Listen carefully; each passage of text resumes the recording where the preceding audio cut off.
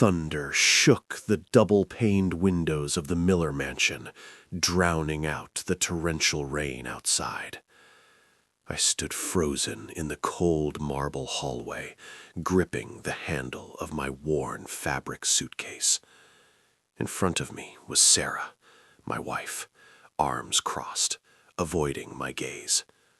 Beside her was Joyce, my mother-in-law, looking at me like I was a stubborn stain on her expensive Persian rug.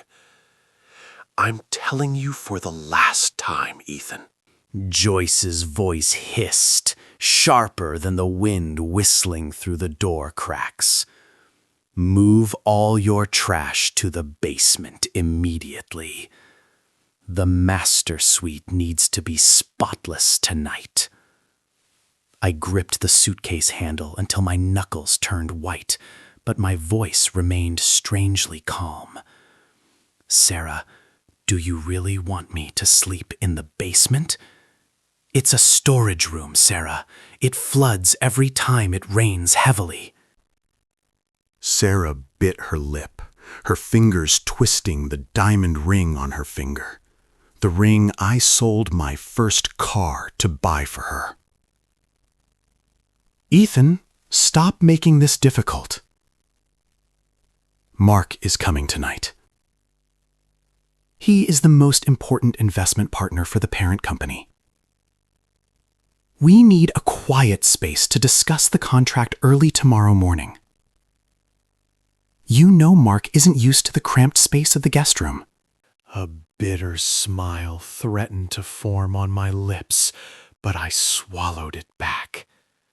Discussing contracts at 11 p.m.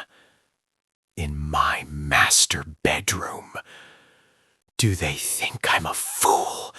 Or do they think my self-respect died completely after 3 years of living with my in-laws? Oh, so it's Mark. I uttered the name as lightly as dropping a pebble into an abyss. Just then, the heavy oak doors of the main entrance burst open. A gust of freezing wind rushed in, carrying the dampness of the storm and the stench of expensive men's cologne, the scent of money and arrogance. Mark walked in, shaking off his cashmere coat, raindrops glistening on it like crystals. He looked at no one, his eyes sliding over me as if I were invisible, or worse, a piece of broken furniture. "Wow, the weather is terrible out there." Mark peeled off his leather gloves and tossed them onto the console table in the hall, right next to my car keys. "Sarah, darling, I hope the hot water is ready. I need to soak a bit before we get to work." He winked at Sarah, a wink so naked and crude it made my stomach churn. Joyce rushed forward, her smile widening enough to reveal the crow's feet hidden under layers of thick makeup. "Oh, Mark, you're here." "Don't worry, everything is prepared." She spun around to face me, her smile vanishing instantly, replaced by cold contempt. "Why are you still standing there like an idiot? Don't let Mark see you in that disheveled state. The smell of lime and mortar on you is ruining the luxurious atmosphere of this house." I looked down at my clothes. True, they were covered in drywall dust and a bit of paint. 3 years ago, I walked into this house as a promising young man, but wanting to hide my immense background to find true love, I chose to live humbly. I had believed in Sarah's innocent eyes. I had believed she loved me for who I was, not for the $1,000,000 blueprints or the massive inheritance. But I was wrong. That innocence was just a shell for the pragmatic calculation inherited from her mother. They thought I had just come back from working as a bricklayer's assistant. They didn't know this dust came from the construction site of the city's tallest financial tower, where I had just directed the repair of the structural support beams. But I didn't explain. Silence was the sharpest weapon I had honed over the past 3 years. "All right," I said, my voice deep and cold. "I'll go." He patted my shoulder twice, the patronizing pat of a superior granting a favor to a subordinate. I stopped for a second. Just 1 second. I could feel the blood pounding in my temples. I could turn around and break his nose right now.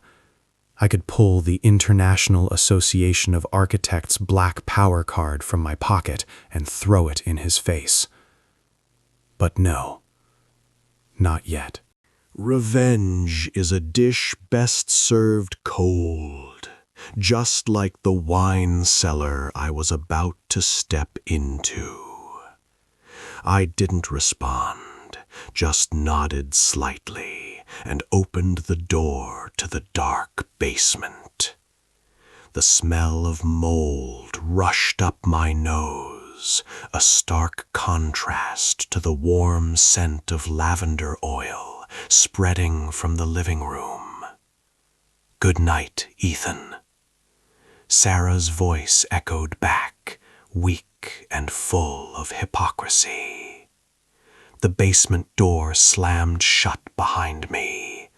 The lock clicked dryly. Darkness swallowed me whole. I stood there in the thick blackness, listening to their footsteps going up the stairs, towards the bedroom whose every line I had designed myself. I let go of the suitcase, reached into my pocket, and touched the cold surface of my phone.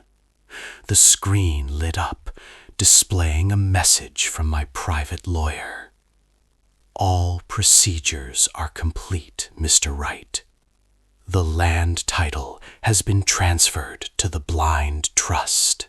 We are just waiting for your order."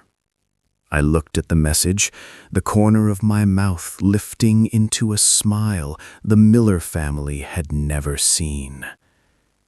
"Enjoy tonight, Sarah," I whispered into the darkness, my voice echoing in the damp cellar. "Because this is the last night you will sleep soundly on my land." The pale light of dawn crept through the tiny ventilation window near the basement ceiling, waking me from a fitful sleep. My back ached from curling up on the old, tattered sofa they had thrown down here last year. The cold from the concrete floor seeped into my marrow, reminding me of my current position in this family, lower than the help. I stretched, hearing my joints crack, and began my morning routine like a programmed machine. 6 a.m. I had to be in the kitchen to check the hot water system. Joyce always complained if her bath water wasn't exactly 42 degrees Celsius.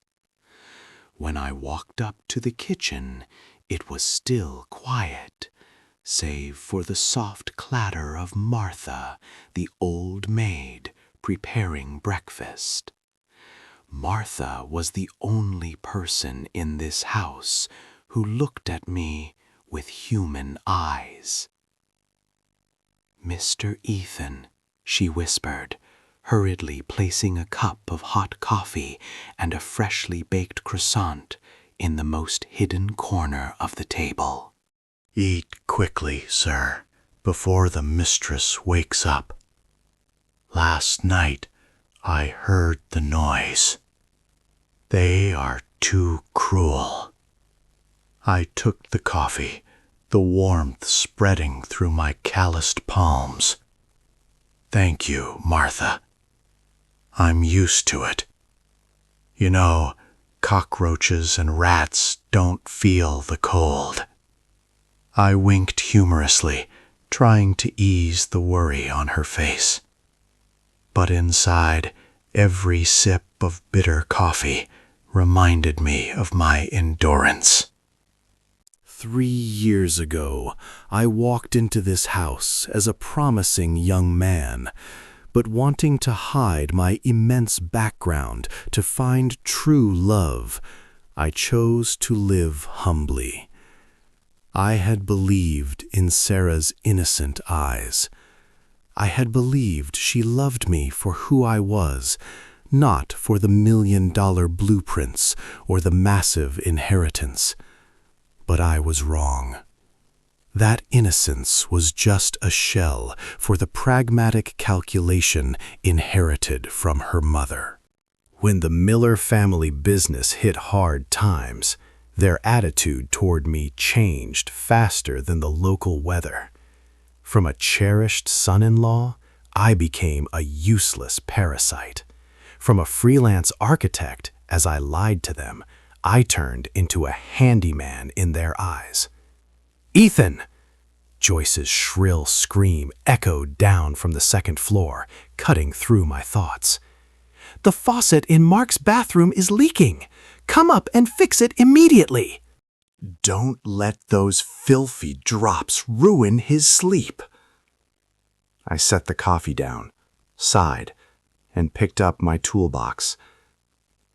The door to the master bedroom was wide open. The room where I had once chosen paint colors with Sarah, where I had installed every nightlight myself, now reeked of another man. Mark was sprawled on the bed, wearing nothing but a towel around his waist, holding a glass of red wine, even though it was only morning. Sarah was sitting at the vanity, brushing her messy hair, her face flushed with satisfaction. Neither of them even bothered to hide their shameless intimacy in front of me. "Hurry up," Mark ordered without looking at me, his eyes glued to his phone screen. The dripping sound gave me a headache all night. "This house is deteriorating, Sarah. You need a real man to upgrade it, not a backyard mechanic like this." I walked silently into the bathroom, knelt on the cold marble floor, and opened my toolbox. I knew exactly where the problem was. It wasn't a broken faucet. It was because the central water pressure of this entire district was being adjusted up at night.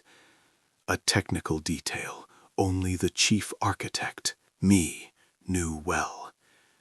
I deliberately didn't install a pressure relief valve for this room 2 months ago. A petty revenge, perhaps. But hearing the dripping water torture my wife's lover gave me a strange pleasure. "Hey, did you hear what Mark said?" Sarah walked to the bathroom door, her voice cold.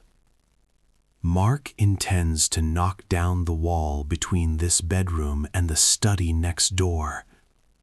He wants an open, modern space. See if you can do it." My hand froze in midair while turning the wrench. Knock down that wall? They were insane. That was the main load-bearing wall for the entire east wing of the house. In the structural drawings I had stayed up 3 nights to perfect 5 years ago, that wall contained a special steel bracing system for earthquake resistance. If they knocked it down without complex reinforcement measures, the roof would collapse on their heads during the first blizzard. I stood up, dusted off my knees, and looked straight into Sarah's eyes. You can't do that. That is a load-bearing wall. If you break it, the house's structure will be compromised. It will collapse. Mark burst out laughing from the bed, his laughter echoing through the large room. Collapse? Who are you trying to scare, you loser? I've built a dozen beach resorts. I know damn well what can be broken and what can't. You're just a plumber. Don't pretend to know about architecture in front of me. He got off the bed, walked up to me, and poked my chest hard with his index finger to the rhythm of his words. The problem is you're lazy. You're afraid of dirt. Or you're jealous because I'm about to turn this pigsty into a real palace. Joyce walked in from the door, joining in immediately. Listen to Mark, Ethan. Mark has 1,000 times better aesthetic taste than you. If you can't do it, get lost.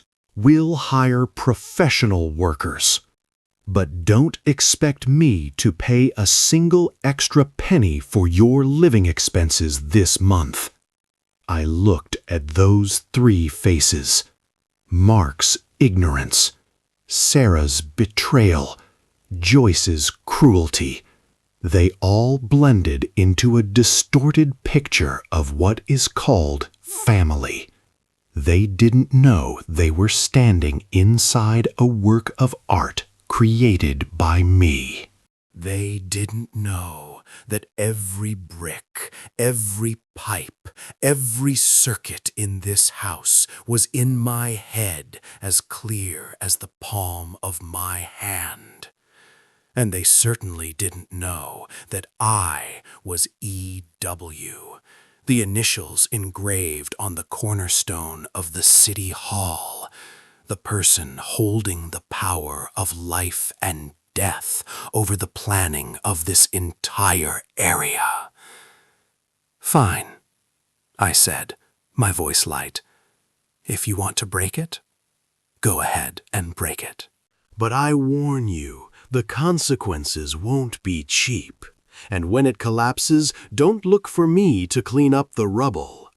Mark sneered, turning his back toward the liquor cabinet. Don't worry, by then you'll have been kicked out onto the street. Sarah, show him the paper. My heart skipped a beat. The paper. I had been waiting for this moment for a long time, but when it actually came, it still stung a little. Sarah went to the vanity and pulled out a thick brown envelope. She threw it at my feet. The envelope slid across the floor, stopping right next to my mud-stained shoe. Divorce papers, Ethan. Sarah's voice had no emotion left, as if she were talking about throwing away a pair of old shoes. Mark and I have discussed it thoroughly. We are no longer in the same class. Sign it and pack your things. I give you 3 days to move out of here. And don't hope to split anything. This house is in my name and Mom's. Mark's lawyers drafted it very carefully. You are a person with no financial contribution for the past 3 years. You will leave empty-handed. I bent down and picked up the envelope. It felt light in my hand, but it held the weight of liberation. They thought this was the end for me. They thought they were pushing me to a dead end, stripping me of everything and throwing me to the curb. I looked up, catching Mark's triumphant gaze in the mirror reflection. He was raising his glass to toast me, his face full of mockery. In my mind, another blueprint began to appear clearly. Not the blueprint of the house, but the blueprint of a collapse.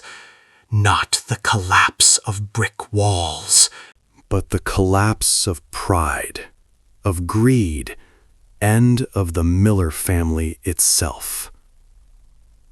I tucked the envelope under my arm and closed my toolbox.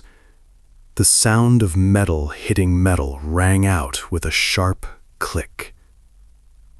3 days?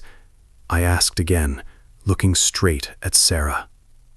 Enough. 3 days is more than enough to rearrange the order of this world. I turned and walked out of the room, leaving behind Sarah and Mark's giggling. They didn't know that the bomb had been activated, and the person holding the detonator was the useless plumber they had just insulted. I walked down the stairs, each step landing heavily on the solid wood floor. In my head, numbers began to dance. Clause 4.2 of the Urban Planning Law. Regulations on land ownership of the trust fund, and especially the renovation permit that Mark was about to violate. I pulled out my phone and dialed a familiar number. Hello, Richard. Prepare the file.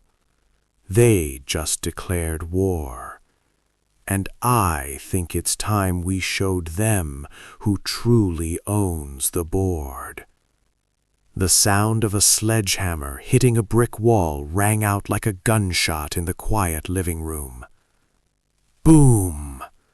Dust flew everywhere, coating the red velvet sofa imported from Italy in a layer of white powder. I stood in the corner of the room, holding a water tray, feeling like every blow was striking directly into my chest. They were destroying it. They were destroying the spine of the house I had dedicated my heart to designing. Mark threw the hammer onto the wooden floor, panting, sweat streaming down his face, flushed red with excitement. See? Just a few swings and the space opens up immediately. This damn wall blocked all the view to the rose garden. Sarah clapped in delight, her eyes lighting up as she looked at the jagged hole in the wall. You're so amazing, Mark. Truly, only a real man would dare to do something so bold. Joyce stood nearby, covering her nose with a handkerchief, but her voice was full of satisfaction. This will increase the house's value by at least 20%. We can ask for $15 million, Sarah.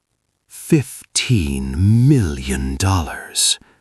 That number hung in the air, stimulating their greed, like the scent of fresh blood stimulates a school of sharks.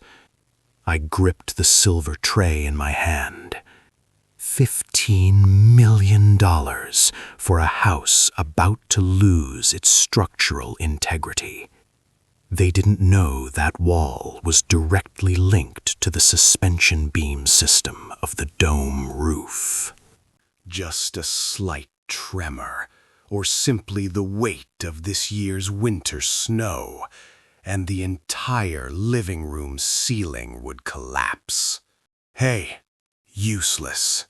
Mark turned to me, jerking his chin toward the pile of rubble. What are you standing there for?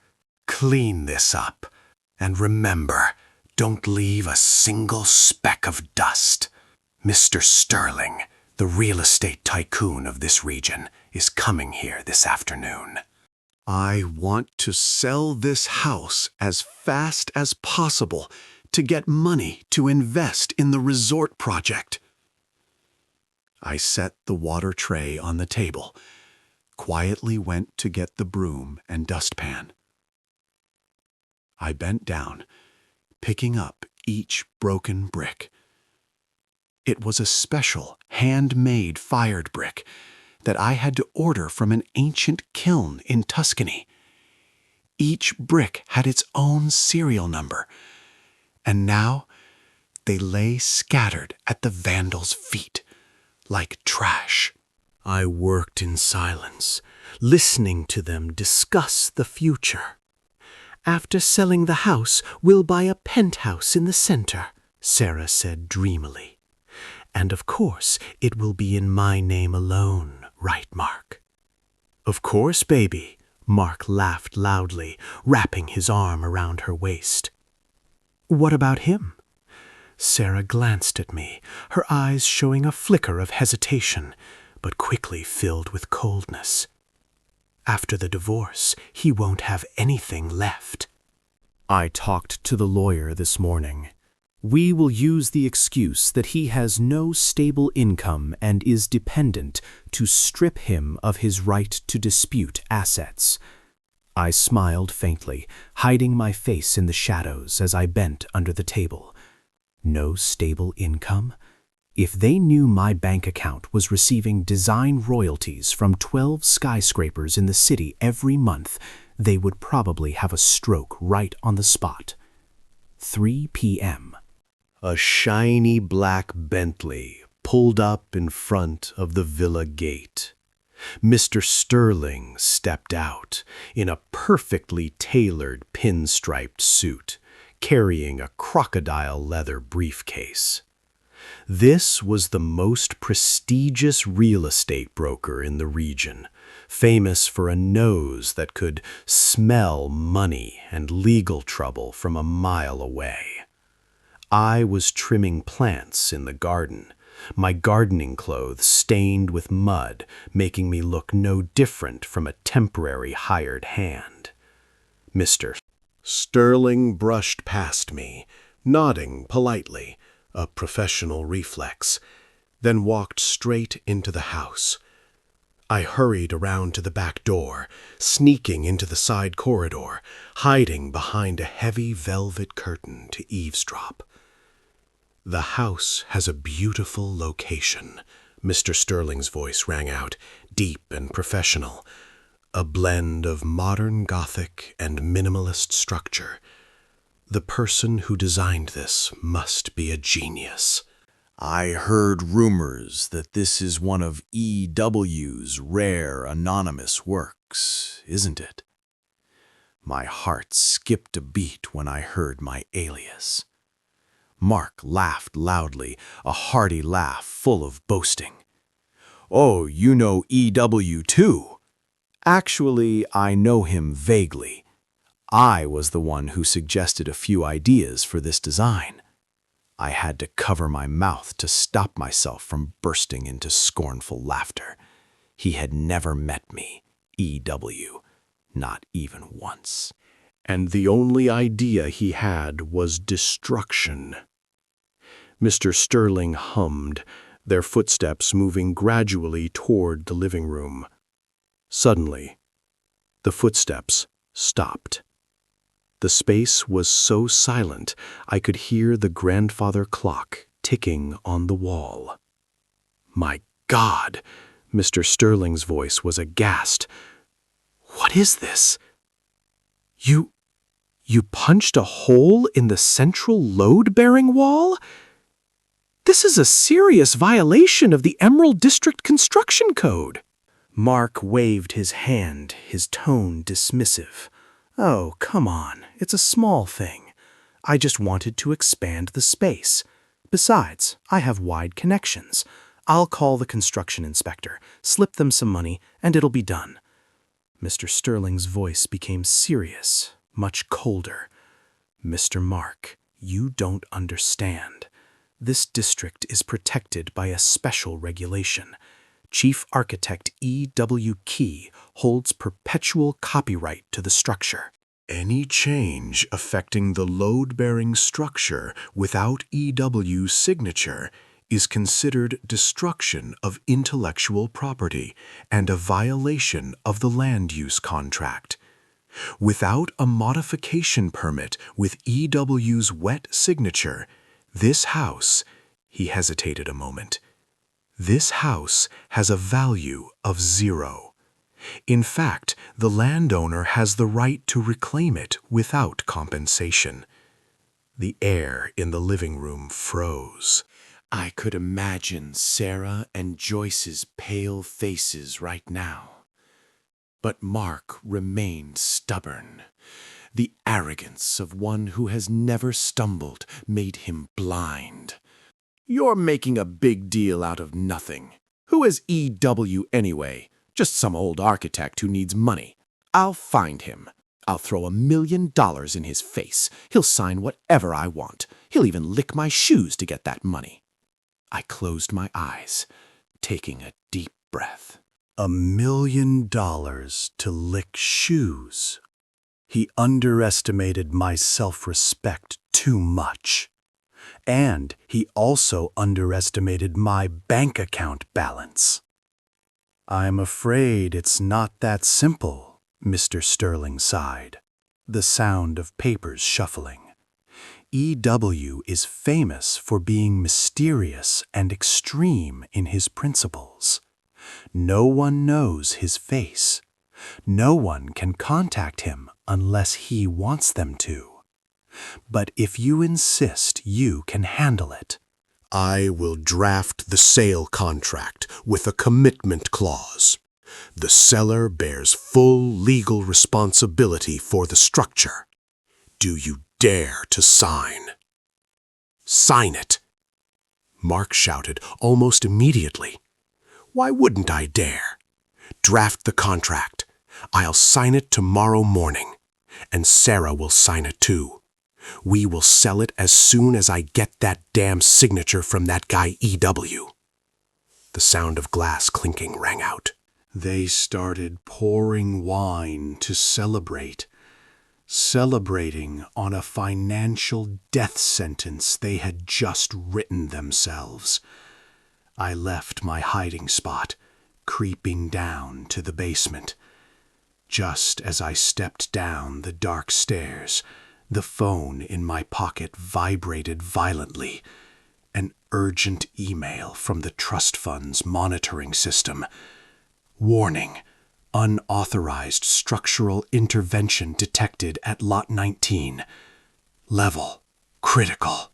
Recommended action: activate recall clause. I opened the email, my thumb gliding over the screen. Below the email were 2 buttons: ignore and execute.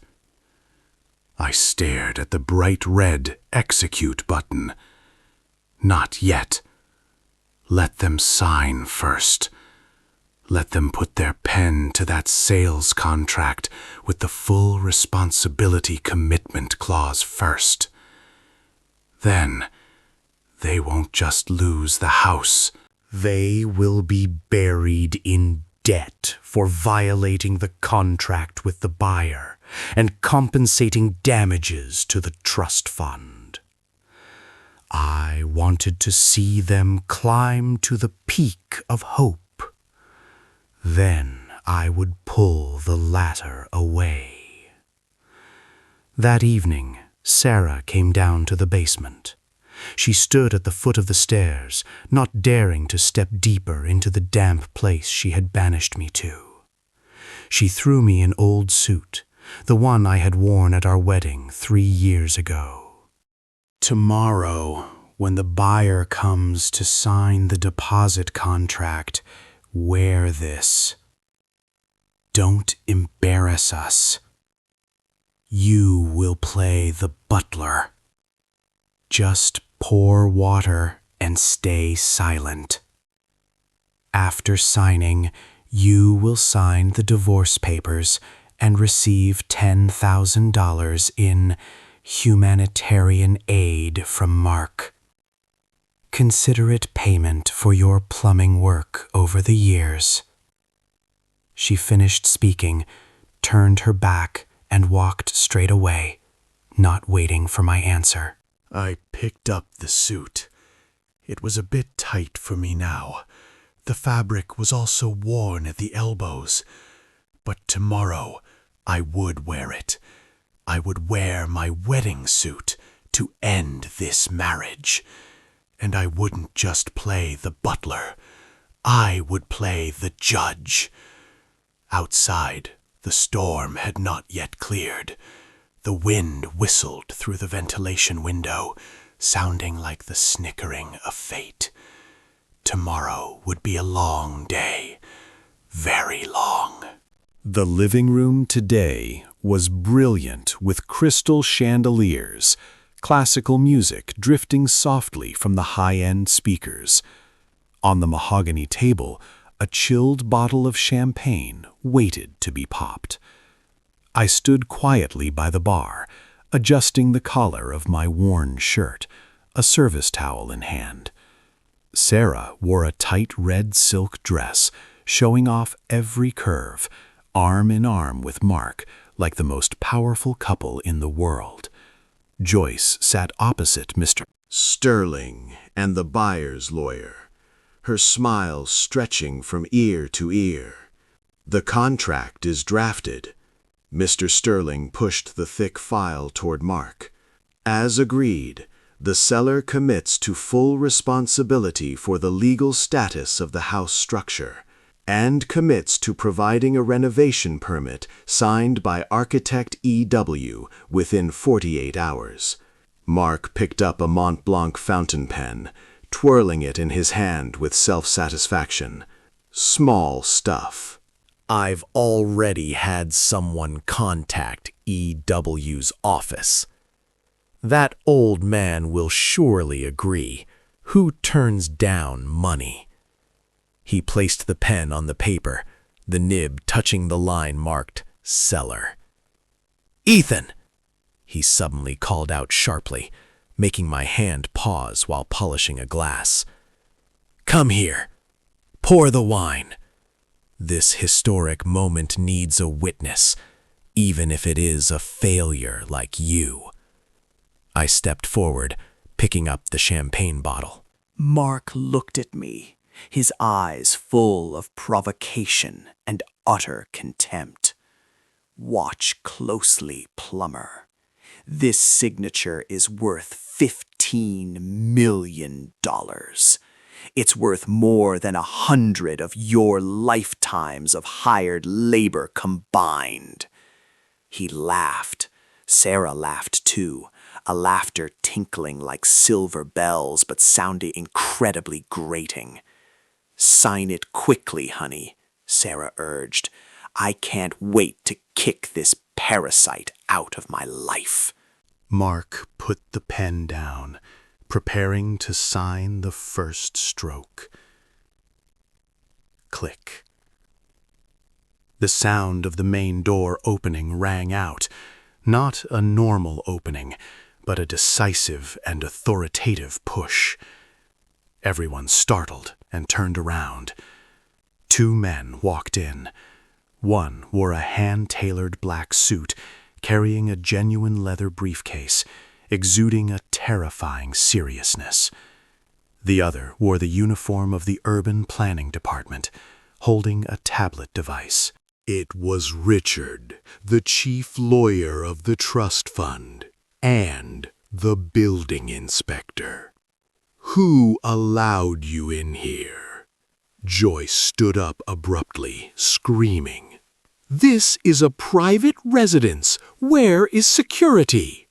Richard didn't even look at her. He walked straight to the table in the middle of the room, setting his briefcase down with a heavy thud. "I'm afraid you are mistaken, Mrs. Joyce. This is no longer your private residence." And it never was Mr. Mark's private residence. Mark shot up, his face turning red. "Who the hell are you? Get out before I call the police."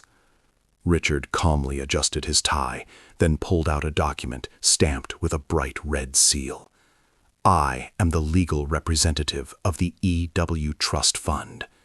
We just received a notification from the structural monitoring system. The central load-bearing wall at lot number 19 has been illegally destroyed." According to Clause 4.2 of the Land Use Trust Contract. He paused, his cold, sharp eyes sweeping over Sarah's face, which was gradually turning pale. Any structural change not approved by the chief architect triggers an immediate land recall clause.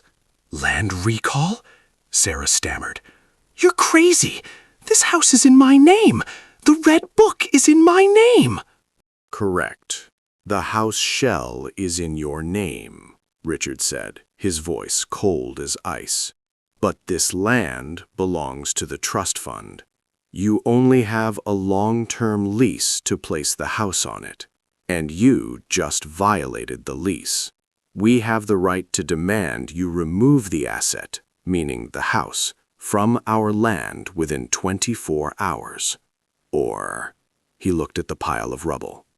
We will consider the house an illegal obstruction and proceed with forced demolition.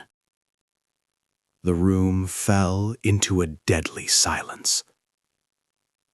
Mark trembled, the pen in his hand falling to the floor and rolling away. "Nonsense!" he screamed, but his voice cracked with fear. "I will sue! I will buy out your raggedy fund!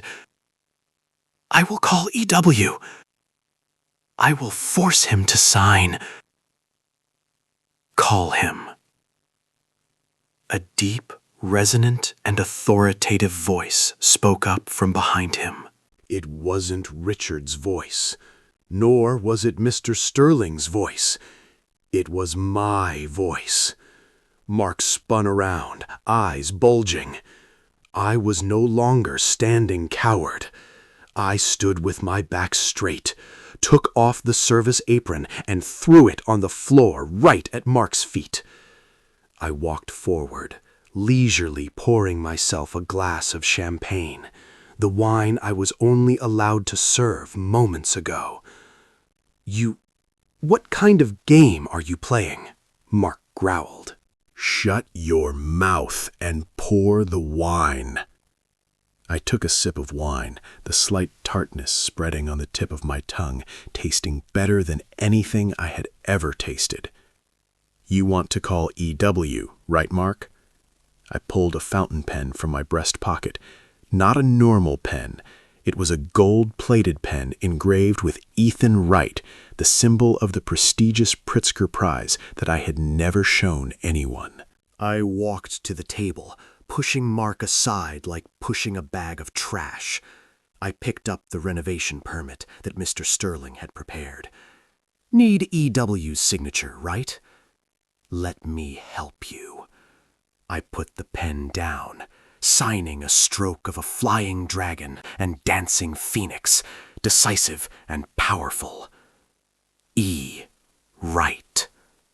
The whole room held its breath. Mr. Sterling leaned forward, staring at the signature. His eyes opened as wide as possible, sweat beads popping out on his forehead. This signature, the reverse underline stroke. My God! He looked up at me, his lips trembling.